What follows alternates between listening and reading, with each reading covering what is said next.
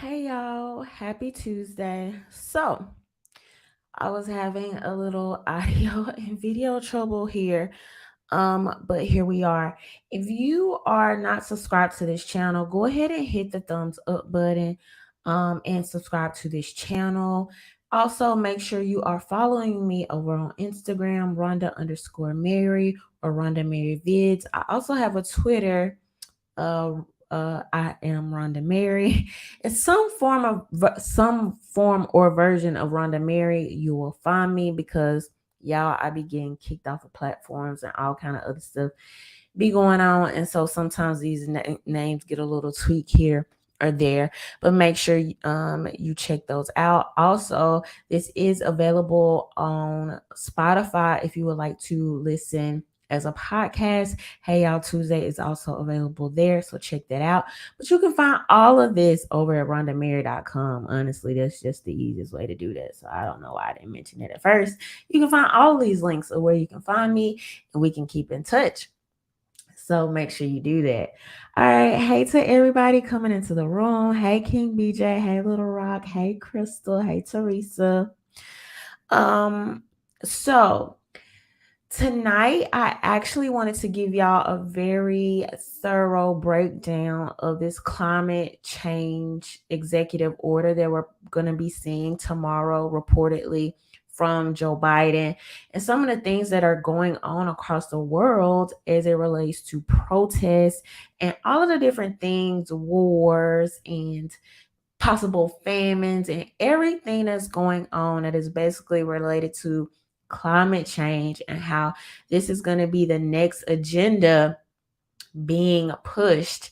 And some people are expecting it to be very similar to what we've seen with the COVID lockdown. So, yes, they will actually be attempting to lock us in our homes soon, or shut down certain industries and make all of these swift changes due to climate. Well, the biggest problem with that is that it seems that they don't want to do what the government is actually supposed to do and work in a quote unquote democratic way, or a representative republic. Okay, that's where you vote for your elected officials and your elected official represents you, and then they can work on behalf of you in Congress. No, that's not how they want to do it. They want to do it with things like the executive order. They want to use the CIA to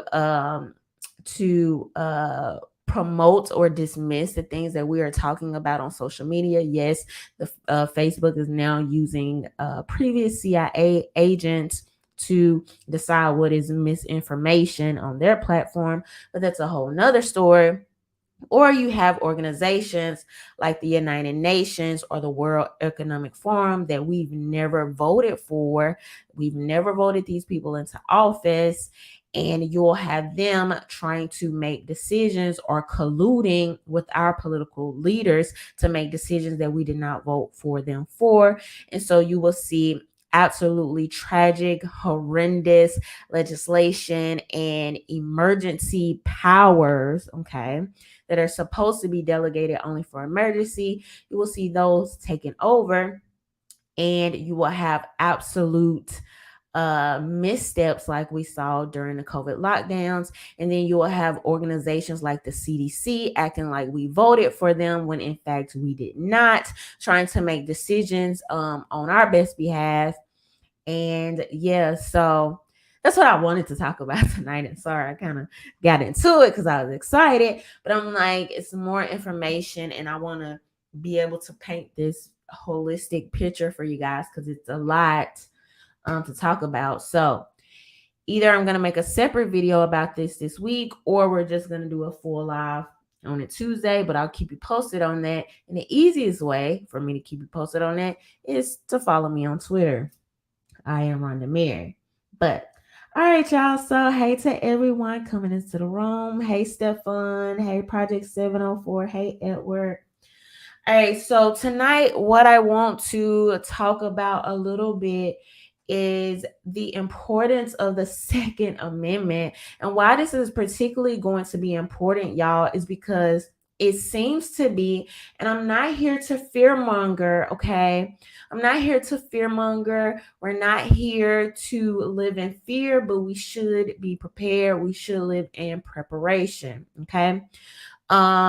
So that way we can shield ourselves from the absolute terrible decisions of these quote unquote political leaders who think they are working on our behalf, and many times they are often failing the particularly the middle and lower class. And so we try to shield ourselves from these horrendous decisions as best we can.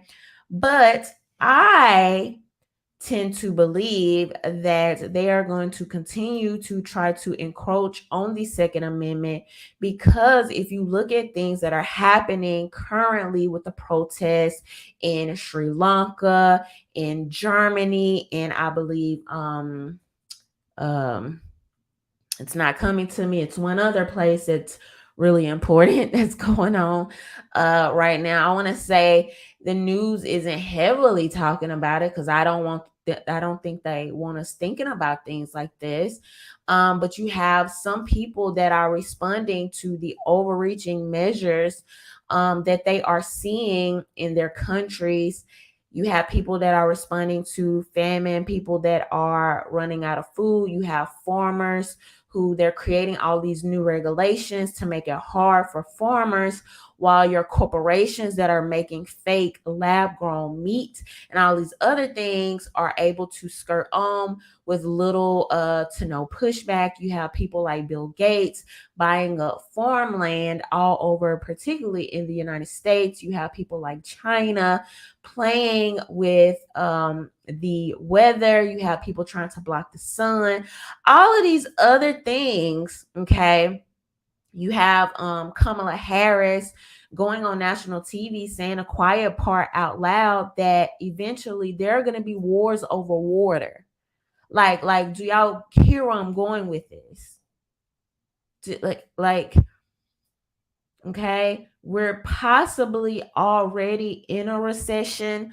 I think that maybe they're trying to not scare people even further, but we're possibly already in a recession, possibly looking at a depression. Okay, you have you have uh um plants all over the country, as quiet as it kept, that have been getting burned down. There are allegedly farmers who have been paid by the government to not sell their crops, burn their crops, get rid of their crops. Okay, you have food shelves that have been empty of baby formula. And there was also a news report that I came across recently that says that the food lines, okay, are starting to ramp up all across the country. And so one of the biggest elements of going towards a more and more controlled citizenry is that you have to disarm the population. Now, my hope is, and I don't believe that this would happen quickly. I don't think it would be at the drop of a hat, but what we see is that these things happen little and little by time, little and little over time. Okay. So we can look right at our neighbor, Canada, who recently, I think this was maybe even 5 to 7 years ago, and y'all let me know if I'm wrong in the chat, but if I remember correctly, 5 to 7 years ago, put a ban on their assault rifles. Okay, that's not the correct term. Anything that you assault somebody with could be technically an assault weapon. Okay, if I throw this chair at you, does it become an assault chair? Well, technically yes, because I use it to assault you. But so that's one thing that they do. They do this word manipulation and all of these things. But anyway, going back to Canada, in somewhat of a short time frame, we saw them going from banning rifles, to banning handguns. Yes, this has now happened and is being pushed in Canada. And the prime minister there goes on TV and says that the ability to defend yourself is not a right, is not a human right that you have in Canada. And so in Canada, your safety is left up to the goodwill of others and to how fast police can respond. And so to think that those things couldn't slowly happen here, especially as we see the media continuously trying to manipulate how people view firearms, how people view self-defense, how people view the Second Amendment, and then often censoring, not covering, or trying to manipulate the narratives around defensive gun usage also goes into how people view it. And so all of the time, and we're going to talk about this tonight, but all of the time, even now, you have gun defensive gun usage increasing. Okay.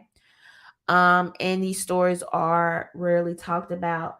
And so, first of all, let's talk about this bystander in Indiana who recently stopped this, what would have been a mass shooting. He stopped it within 2 minutes. So let's take a look at this. And this is according to the New York Times. And you see a few news stories talking about this, and news agencies talking about this, and even some that don't really want to call this man what he is. I mean, an actual hero. Bystander, this is according to the New York Times. Bystander killed gunman 2 minutes into Indiana mall shooting. The gunman used a rifle to kill 3 people and injure 2 others before he was shot dead. He had spent an hour inside a mall bathroom, apparently preparing for the attack. A 20-year-old man carrying a rifle and a pistol with access to another rifle and more than 100 rounds of ammunition was killed by a bystander 2 minutes after he began spraying gunfire at diners inside a mall food court in Greenwood, Indiana, the authorities said on Monday. By that time, the gunman, identified by the police as Jonathan Douglas Sapperman, 20, had already killed 3 people and injured 2 others. But the deadly spree on Sunday was cut short by a 22-year-old bystander carrying a handgun while shopping with his girlfriend. Chief Jim Eisen of the Greenwood Police Department called the bystander's action nothing short of heroic, identifying him as Elijah Dickinson of Seymour, Indiana. He engaged the gunman from quite a distance with the handgun, was very proficient in that, very tactically sound, and as he moved to close in on the suspect, he was also motioning for people to exit behind him, Chief Eisen said at a news conference where he described the surveillance video footage of the shooting. The Johnson coroner identified the victims, who are all from Indianapolis, as Victor Gomez, 30, husband and wife, Pedro Panada, Rosia Moran. I know I am slaughtering these names. I apologize. And 2 additional people were injured, a 22-year-old woman hospitalized with a leg wound and a 12-year-old girl that was struck by a bullet fragment. So basically, this guy fired 24 rounds, and this carnage was stopped by a 22-year-old in 2 minutes. Now, something that I want you guys to consider is that 2 minutes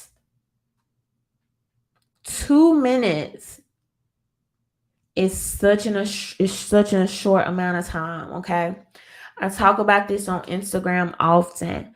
When seconds matter, when seconds count, you need to know and be prepared to be able to defend on yourself.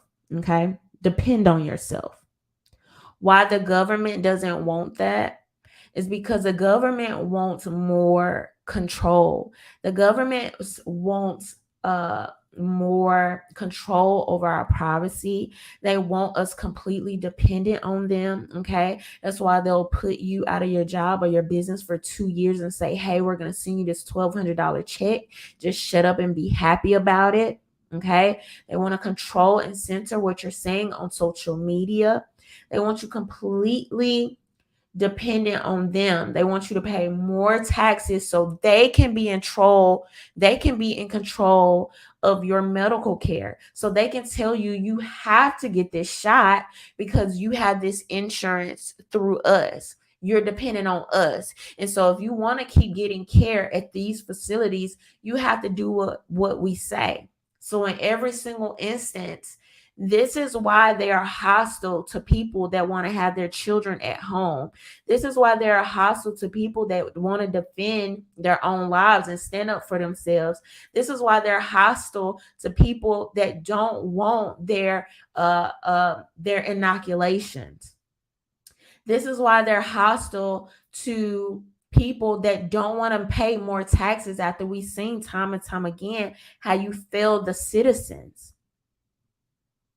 And so should become more and more clear as we see these politicians that take advantage of their emergency powers. Oh, Biden allegedly, reportedly, we'll see tomorrow what happens. Okay. But allegedly Biden, oh, I'm going to just take advantage. We're not going to do this through Congress. Okay. You have these same people that will say, oh, the democratic process is being destroyed. This is no longer a democracy. And instead of going through these actual democratic process where you have three branches who decide the fate, for lack of better terms, of America, instead of leaning on these three branches, you will have a Joe Biden that says, oh no, we got to get this agenda pushed right now. We're just going to do it at the executive branch. We're just going to do it with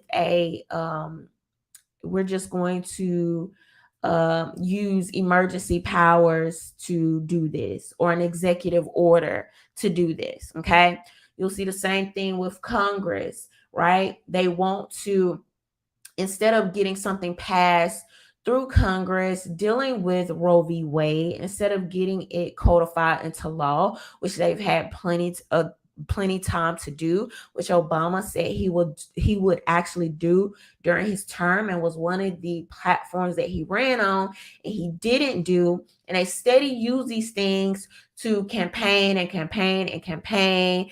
And the day after the Supreme Court does what they're supposed to do, not make it political, and they say, okay, let's look at the actual Constitution as it was written and see if this was codified in the law, see if the Constitution addresses this. If not, we'll send it back to the states where you can vote on it locally. So, hey, California, if you're more liberal, California and New York, than Texas and Florida, you may look a little bit different as it relates to these abortion issues. Okay.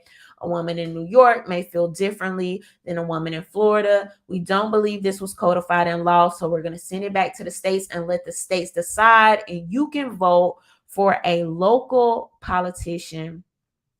You can vote for a local politician that represents you in that light. Okay. Some people try to compare the abortion issue to the gun laws and say, oh, well, you don't,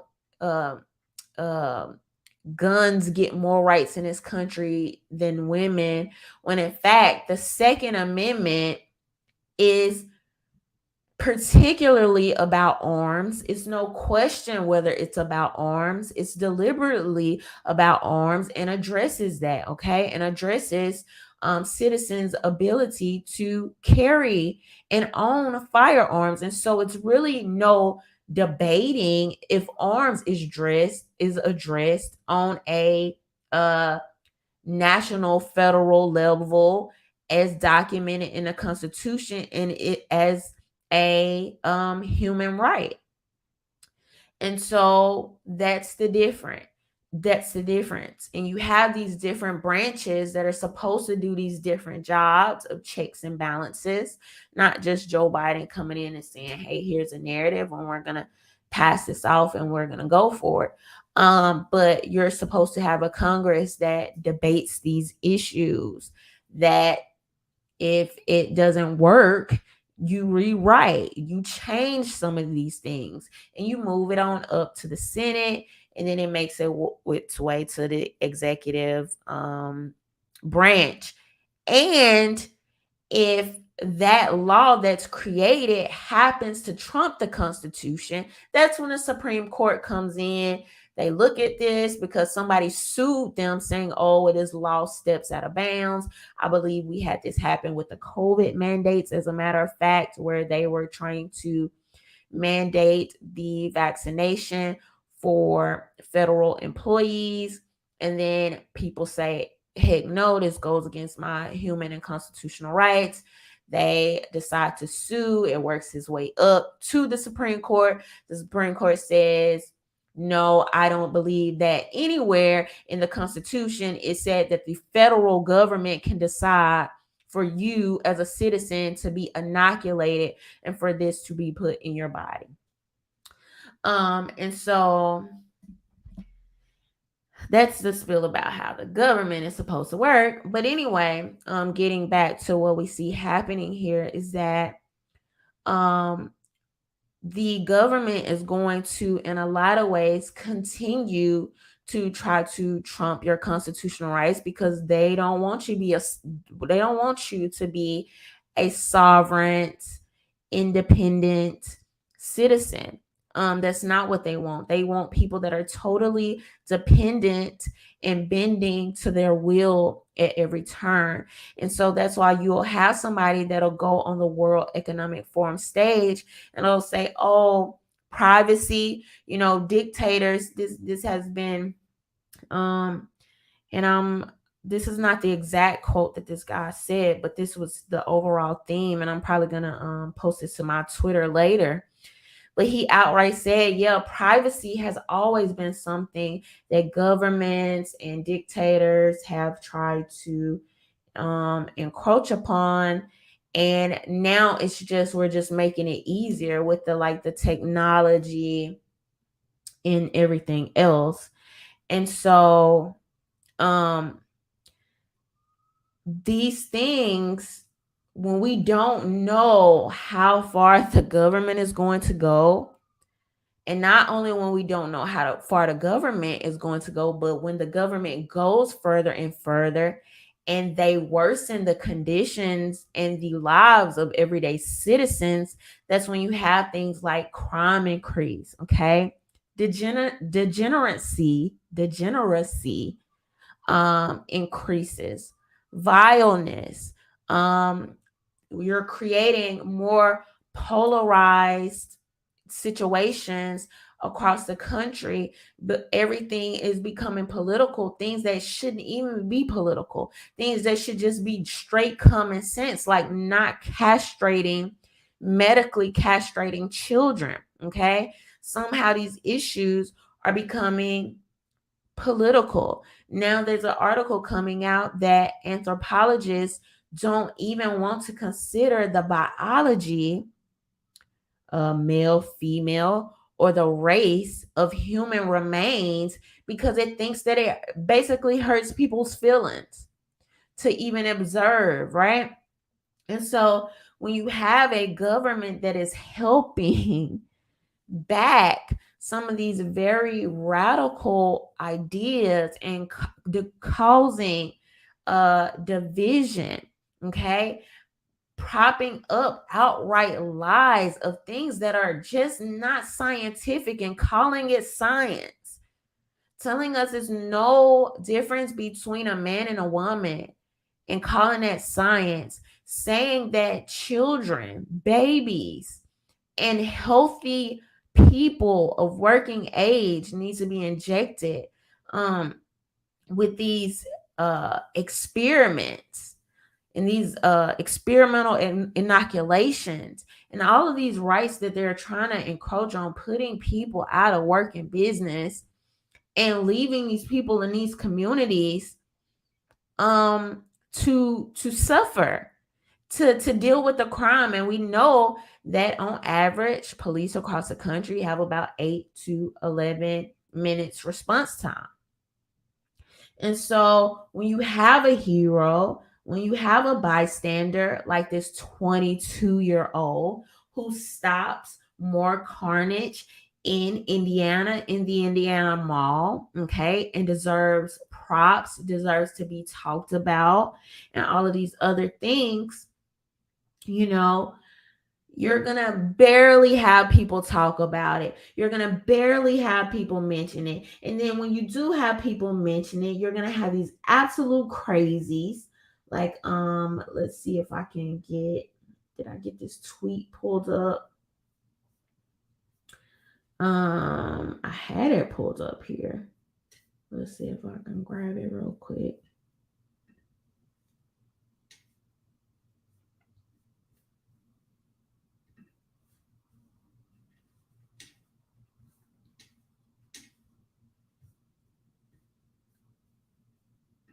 Okay, you're gonna have these tweets that like Shannon Watts, okay, over at Mom's Demands Action. And she has now deleted this, probably because some of the feedback that she was getting. I don't know who needs to hear this, but when a 22-year-old illegally brings a loaded gun into a mall and kills a mass shooter armed with an AR-15 after he already killed 3 people and wounded others, is not a ringing endorsement of our implementation of the Second Amendment. First of all, to my understanding, just because a mall has a sign that says, no firearms on this premises, to my understanding, that is not illegal. Okay, that may be against that mall's that may be against the mall policy, but that does not make you a criminal. Now, you do have certain states that have where if you have you can't conceal in certain places, or you may have to have a advanced conceal license, but those places you typically are schools, churches, and federal buildings. Okay, it doesn't usually cover malls. So even her describing it in that way, and to not think that this is actually a ringing endorsement, okay, because there was a story that recently came out where I believe this was in Japan, where a guy used a homemade gun, to kill somebody. And so at the end of the day, people that want to do crime, what people have to understand is that there are so many gun laws already on the books. Evil people do not care about your laws. And I don't understand why that is so hard for people to get through their head. Like, no one cares. Criminals, people that want to do harm, people that want to do evil, they do not care. They do not care about the consequences. These people understand very well that homicide is against the law. As quiet as it's kept. Homicide is against the law, okay? I People with like common sense know this. I think we could pretty much call it common sense. You just can't go around killing people. Also, most people, not all, but most people don't even have the natural propensity to just go around killing. Like, most people just aren't killers, right? Like, even if we think about the military and the programming and the training that has to happen to make somebody okay with taking life. The general public, it's just not something that most people find, morally okay. And even when it is okay, right, by social standards, and we can have that whole conversation a whole nother day. But even when it is okay, you still have people that deal with trauma from that, PTSD. A lot of times you don't have these people just come home and just go on rampage killing people. A lot of times we have veterans, unfortunately, that commit suicide from some of the things that they've seen and the acts that they've, committed, and the things that they've had to do. And so, even with that said, you know, I believe what Shannon Watts is trying to say is that, oh, well, you know, the fact of a person coming into this mall and stopping his threat is not something we should apply. But we have to keep in mind, even just because somebody owns a firearm doesn't even mean that they're going to use it to defend life. Okay. It takes guts, it takes competency. And when you have law abiding citizens who are, and I don't even really like to even use that term, I'll say moral citizens, because all laws aren't even moral, to like be honest. But I'll say when you have these moral, responsible gun owning citizens, um, it takes competency. And the police sheriff, I believe this was from the news article that I read earlier, spoke very highly of this young man. And you have to remember, you had tons of police officers in the halls of the Uvalde, Texas school, and it took them well over an hour to respond to one guy uh with rifles or with a firearm. So some people have it, some people don't. And also I posted on this was on Instagram, I believe it was last week. I asked people a question because it was this guy who tried to be a good Samaritan in this domestic abuse, what seemed to be a domestic abuse situation. And unfortunately, he lost his life. He was shot right there as he was trying to help this woman, and the woman ended up leaving with her abuser. Now, I don't believe this was some Bonnie and Clyde situation where they rolled off into the sunset. I believe that if you saw somebody just get shot dead in front of you and you don't have a way to defend yourself, and this person has already been abusing you, then you probably will go too. Now, I absolutely do believe that she becomes an accomplice if you have a chance to escape or report this or anything else, and you don't, and you stick beside this abuser. But anyway, I was saying this to say that I posted and I asked people about this on my Instagram, because something that has always been my advice to my younger brother, who I love dearly, and my brother is very giving, has a really big heart, and is very extremely helpful, and just the overall great person. And maybe it's my own bias, if we could call it that, of the things that I've seen with domestic violence, that I believe has a different level of violence usually attached to it. And to also know that a lot of times the abuse do end up going back to their abusers, several times, usually up until trying to leave at least 7 times, and then often possibly leaving on the seventh. And knowing that if you interject into these situations, that If you are not prepared for this, like, don't do it. Don't do it. And oftentimes I think that these just have a different level of something that maybe like, a like other type of crimes.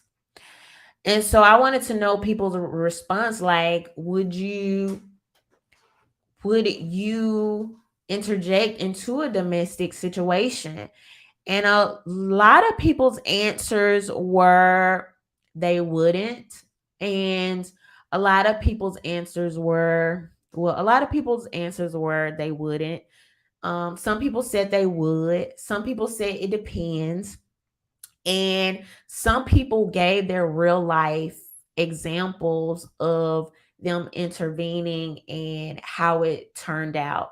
Either whether it was, I mean, people told several stories. There were some people that were beat up by the woman and her man after trying to help. Um, there were people that would be arguing, and then the couple would be like totally okay minutes later. There will be people that would go back to their abuser, and other things. Um, and a lot of the people that follow me, not all, but many of them are gun owners. And it is flawed to believe that all gun owners want to play hero. You have freaking police that literally use the term protect and serve, who are sometimes scared to play hero. Like, and you supposed, like, that's what they're telling us on the TV. We have all these movies, this TV propaganda that paint these police officers oftentimes to, be these heroes and gung ho and just ready to do their job and save the day. And we have to remember that police officers are still human. People are human. And so wearing a badge, owning a firearm doesn't absolutely mean that you are going to stop a threat. Doesn't mean that you are going to be a hero. What it does mean is that you possibly have a chance, and you can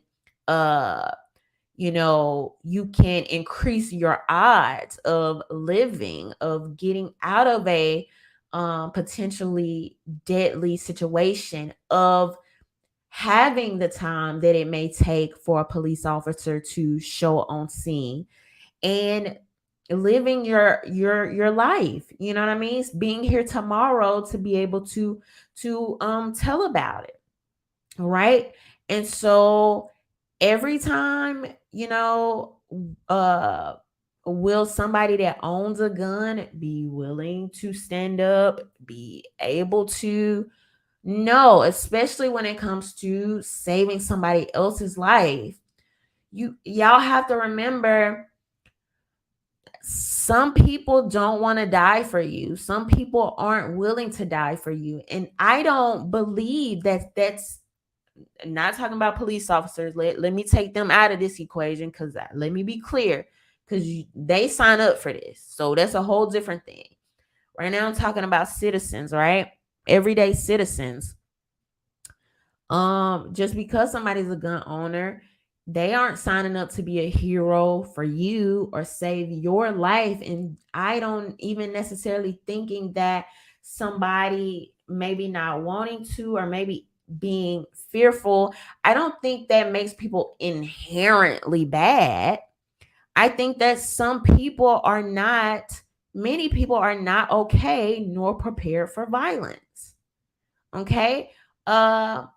Even me, like, as I'm training, as I'm learning more about firearms, it's still situations that I see come across my social media that make me cringe, of like casualties and blood, and dealing with trauma is just not an easy thing to do. Being violent in a culture where we are steadily being weakened, our food is being manipulated, we're being taught to be soft, we're becoming very comfortable. Okay, we don't really understand nature and how deadly the elements can be.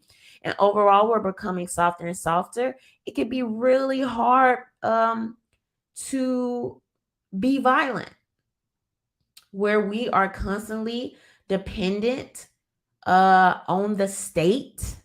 Okay, we think that we should call the police because our cat is stuck in a tree, um because of a disagreement, a simple disagreement with our neighbor, and we can't even bother to learn conflict resolution and how to talk to people.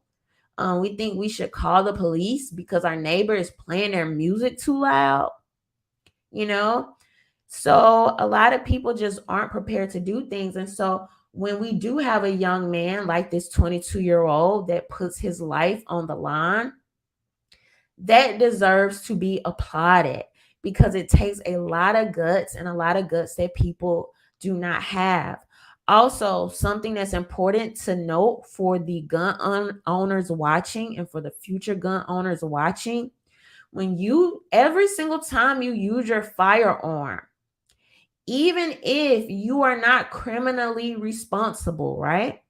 So, like this young guy, he didn't commit a criminal act.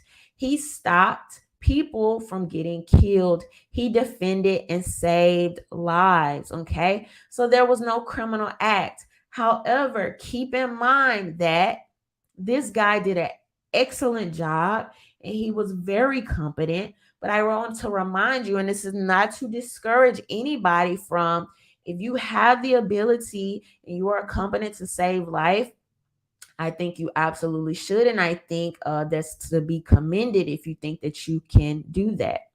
However, just keep in mind that um, even though you may not be held criminally responsible, let's say if during that time of you attempting to save life, you end up hurting anybody in the process, you absolutely can be held civilly responsible, which means that if you don't know your target and what's beyond it, you don't know these other safety rules that happens to endanger another citizen that's walking through. And let's say that you, one of those bullets from your firearm hits a unarmed person that is in the distance, that is walking by, because you are not competent, then their family can hold you civilly responsible for that. And in some ways, you could say that's unfortunate because you were trying to help.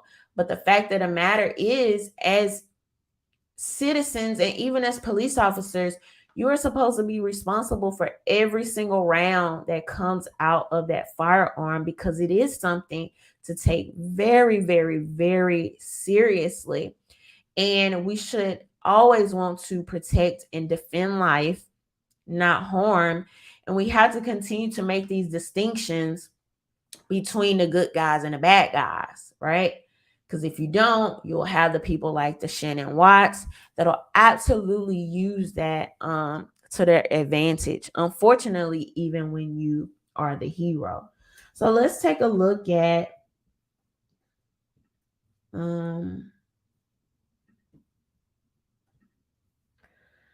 so this is a chart here. Defensive gun uses in the U.S.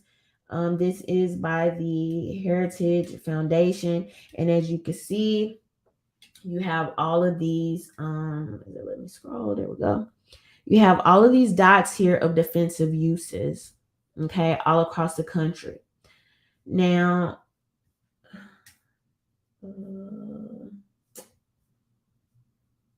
okay, here it is. All of the law-abiding citizens featured in this database successfully defended their liberties, lives, or livelihoods with the lawful use of a firearm. These cases are not based on hearsay, but on verifiable reports found through public sources. According to the Center for Disease Control and Prevention, almost every major study on defensive gun use has found that Americans use their firearms defensively between 500,000 and 3 million times each year. There's good reason to believe that most defensive gun uses are never reported to law enforcement, much less picked up by local or national media outlets. This database, therefore, is not intended to be comprehensive. Instead, it highlights just a fraction of the incredible number of times Americans rely on the Second Amendment, not the government getting there in time to protect their inalienable rights. Despite the limitations on data, these confirmed cases of defensive gun use help prove that a good guy with a gun is not a myth, but an integral part of American society. So why I'm showing you guys this and talking about this is that you need to remember every single time that you see a story in the media about uh quote unquote mass shootings, gun violence, okay? You need to remember that there is a story out there of a person who has used their gun to defend their life that may have been reported or may have not even been reported. Over 500,000 people each year protect their lives with a firearm. Okay. These stories are rarely reported. I'm going to link this below because this is a really great, this is really great data. And for every dot that you click on, okay, it'll take you to the story. So Biloxi, Mississippi, you can click on this and read the full media report. This was in December 29, 2021. So this is a very good data, very good website, very good for if you are a Second Amendment advocate, activist, or anybody that just wants access to reports on defensive gun usage. You can go here, and there are several of them dating back to 2019. Okay. So also, you need to remember, right? Anytime you hear people talking about gun violence, just keep in mind that suicides make up about 65% of the stats that are used to go towards gun violence statistics. Also, for every defensive usage that I just showed you, and for every defensive usage that is reported, that also goes towards gun violence statistics. So that means that the Heritage Foundation that has reported 2,479 defensive uses with guns, those numbers go towards your statistics for gun violence. So that means that if someone attempts to attack you, if someone attempts to break into your home, if someone attempts to break into your car, any of these other things, and you use your firearm to defend your life and your property, yes, that goes into the gun violence statistics. So when you have people like Shannon Watts over at Moms Demand Action, okay, these people intentionally manipulate and skew people's understanding of what gun violence actually is.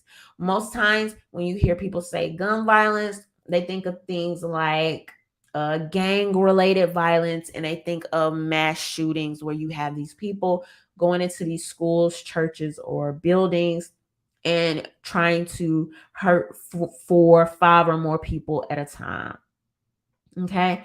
So these are things that are so important to know because they try to use these statistics against us all the time. But we have to remember there are absolutely good people that defend their lives every day with firearms.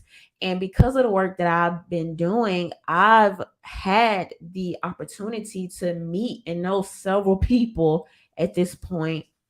Probably 10 I could think of just off the top of my head.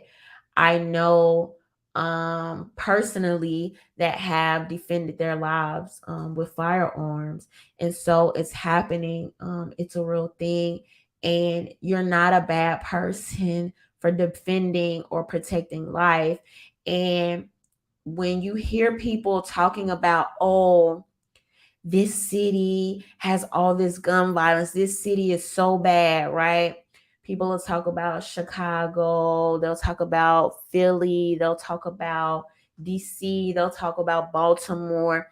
And yes, you absolutely have crime in some of these areas. You absolutely have gang violence in some of these areas. But don't forget that the same statistics that you are using to push this narrative, those statistics also include defensive gun uses. Those statistics include the people that are saying, we are tired of people terrorizing our neighborhoods. We're tired of people trying to bully us and run over us. We're tired of people trying to take and steal from us and hurt us and our loved ones. We're tired of these slow police responses, and we're finally ready to take it in our own hands. We're finally ready to act as sovereign citizens who have the human and the constitutional right to defend our lives and to defend our families. We're no longer sitting around waiting for the police for 8 to 11 minutes on average, when we see right here how long it took this gunman in Indiana to kill and hurt people within 2 minutes. We saw what happened in the Uvalde schools in 3 minutes and 36 seconds. That's how long it takes. And so people all across the country are waking up to this, and they're no longer trusting the government. You have so many studies that show the decline of trust in government and government officials and the media. And people are waking up to this, and people are ready to protect their lives. People are ready to defend their lives. People see that they can't sit around and wait on the government to do it. Some people don't trust the government to do it.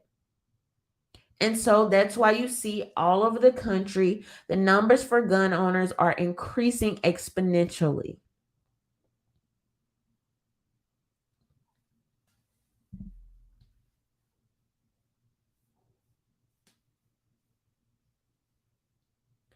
So while we're talking about that, let's mention this, that not only have concealed carry applications increased in places like Philadelphia, you have defensive gun uses that are soaring as well.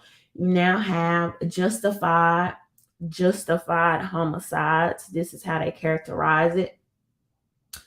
Jumped to 67% from 2020 to 2021. So what this means is, and what this is showing us, and we're going to be receiving data. There'll be data that comes out for states all across the country, because gun purchases have been increasing since 2020. But what this shows is, right, because they'll say, oh, well, if you let people get their hands on more guns, that there'll be more shooting. Well, yeah, you're now going to have law-abiding citizens that are going to defend their lives. These numbers shouldn't be counted with gun violence, but like I said, they are. And so when you see an increase of justified gun uses up 67%, what this means is you have citizens that saying, we're not just going to take it anymore and be victims. We're going to use this gun that we purchased legally to defend our lives. So as you've seen, the rate of concealed carry licenses go up. That means these are law-abiding citizens that want to do this the right way. Okay. As you've seen the increase for the concealed carry go up, you've also seen increase for defensive usages. So that means that people are defending their life with that gun that they purchased legally. Doesn't sound like gun violence to me sounds like people are defending and protecting their lives and their livelihoods. So one last video that I want to show, and this is coming from Clay County, Georgia.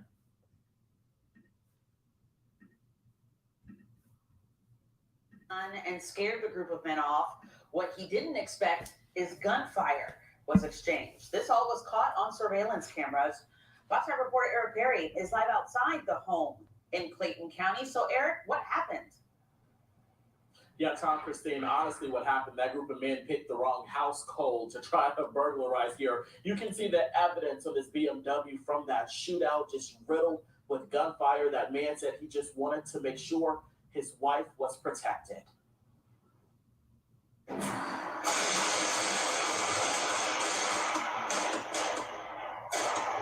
don't want to die at home.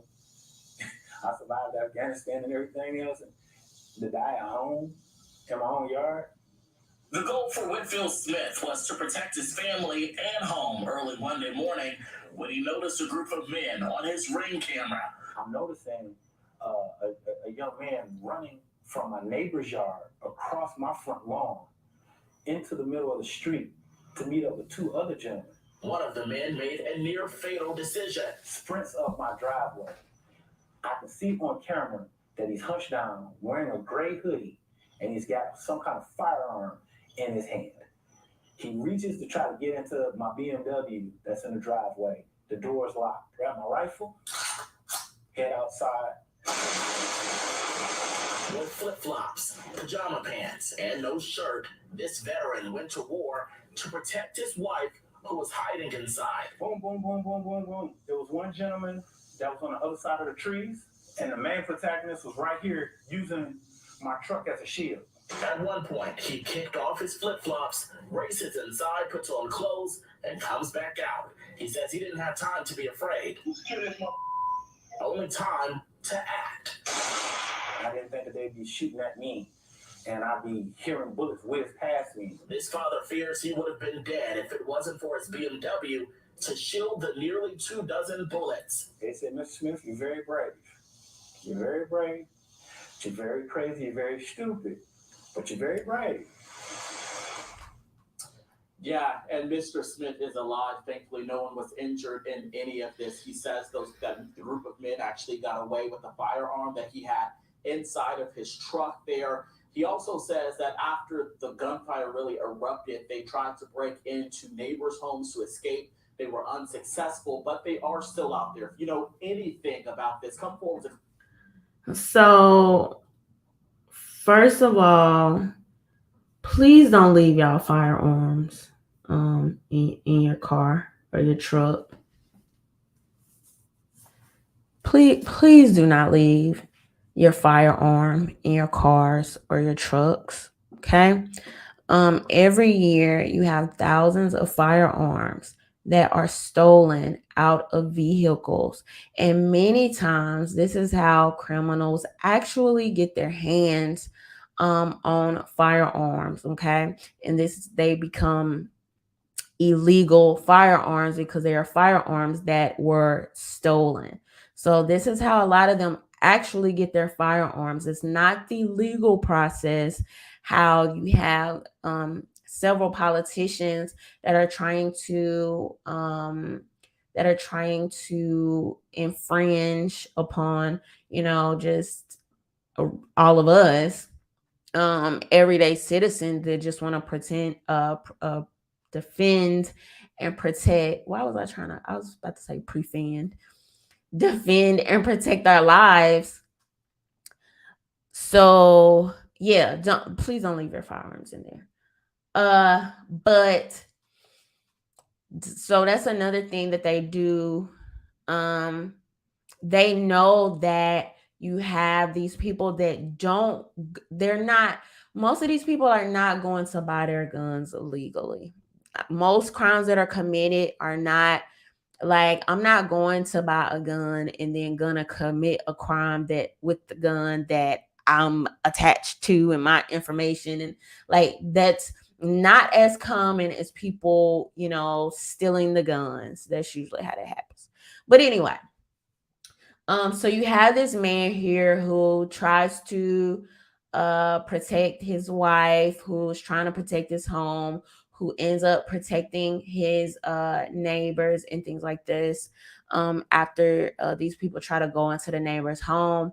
But what's gonna happen is eventually when you start seeing enough people standing up for themselves, you're gonna have people understand swift consequences. Okay. People know stealing is wrong. People know that homicide is wrong. People know that hurting others is wrong.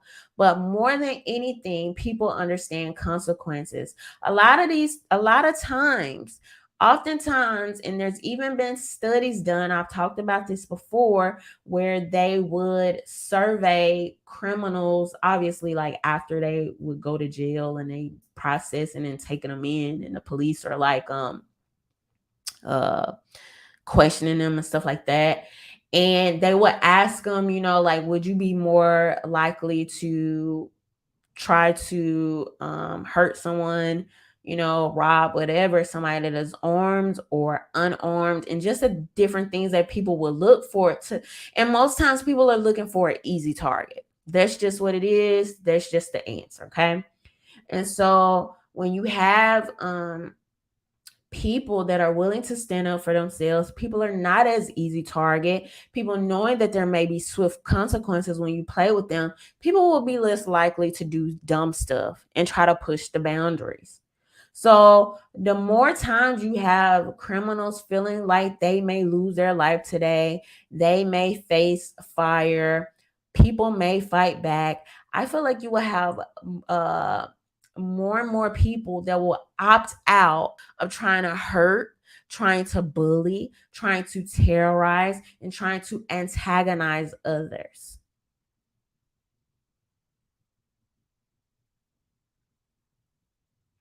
So this guy is just one of many who are going to be protecting themselves in their homes, because they know if the police does get there, it won't be in a 2 to 3 minutes that it could take to end several lives.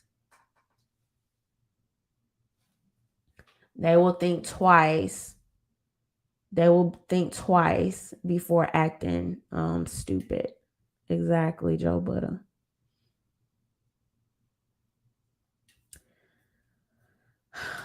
But these are things that I wanted to highlight tonight, talk about what's going on.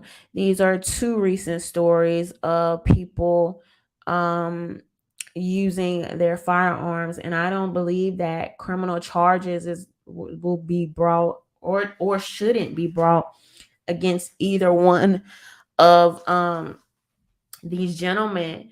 And I'm glad they were able to protect and defend life. And if you don't see these stories continuously in the media, know that it is happening.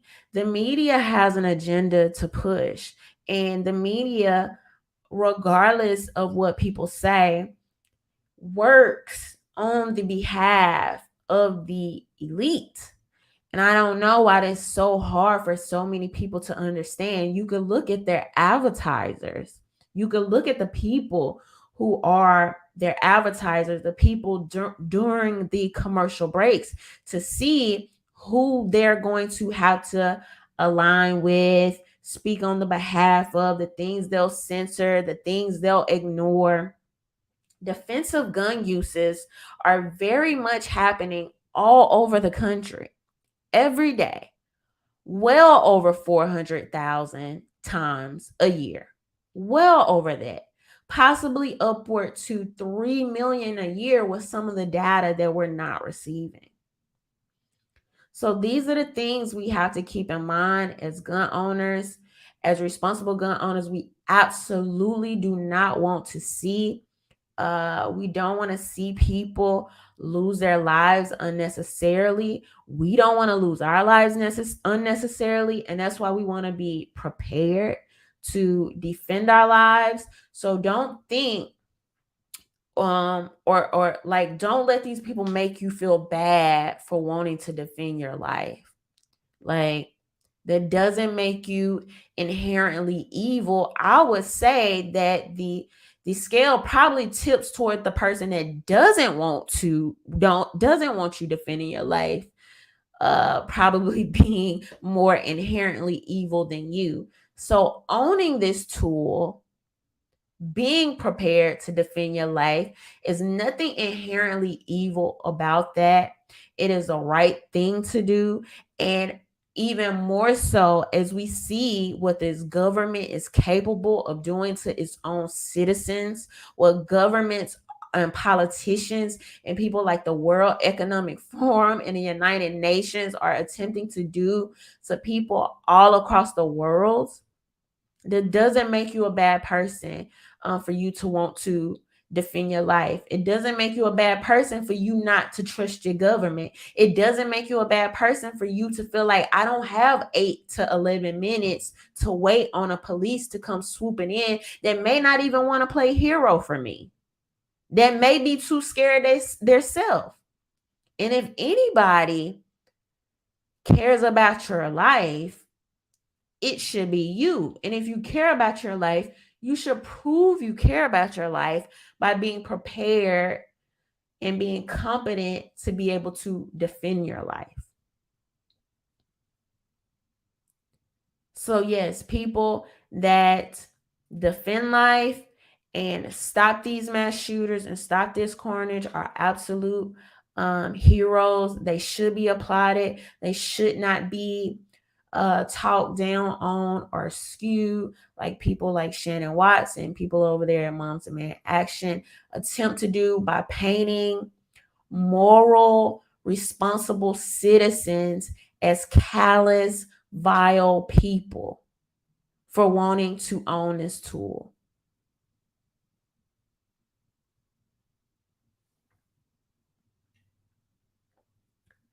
So,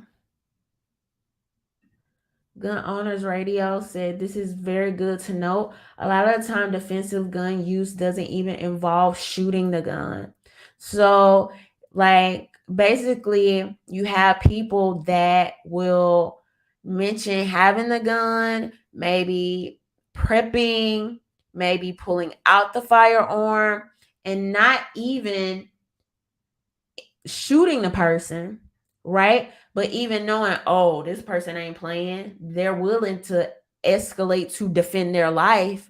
Like, they're not going to let me harm them.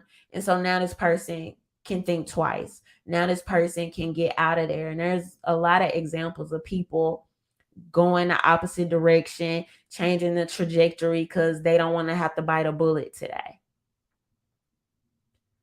So, but all right, y'all. So that's it for tonight. If you are not subscribed to this channel, make sure you go ahead and subscribe. Give this video a thumbs up so we can share this video and spread the word about what's actually happening when law-abiding, let me scratch that. I said I don't even like to use that term. When responsible citizens, because every citizen has a right to defend their life, whether you like that or not.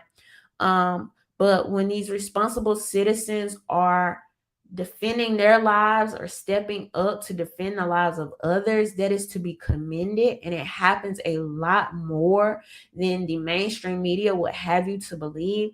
And so we want people to know these stories. We want people to know what's actually happening. We want people to have some type of balanced information and perspective so they're not just getting this hardline, you know, it's all just violence, just gun violence. No, I'll be the first one to say in some of these areas, is there like gang violence going on? Do you have some absolute weirdos and crazies that will try to take advantage of and hurt you? Yes, that's absolutely a thing. And you also have people out here that's trying to stop these weirdos and these crazies. You have people out here trying to defend life. You have people out here trying to defend their homes and their families. That's also a thing. And we've seen where these good citizens with these guns have stopped some of these crazy weirdos trying to hurt others, right? So I would think, not to toot my own horn, but I would think that's a little bit more of a balanced perspective. And so we need to try to get some of those stories out and let people know, and give people a little bit more to think about and chew on. So share this video, thumbs up. Make sure you are following me on Instagram, Rhonda_Mary, RhondaMary, and RhondaMary Vids. Also on Twitter, I am RhondaMary, so we can stay in contact through the week. And all right, y'all, have a good night. Bye.